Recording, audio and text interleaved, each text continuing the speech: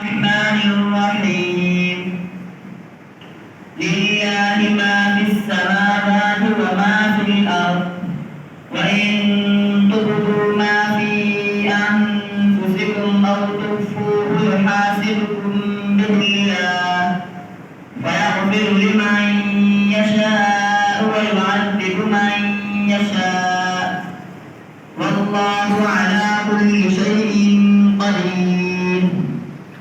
آمن الرسول بما أنزل إليه من ربه والمؤمنون كل آمن بالله وملائكته وكتبه ورسله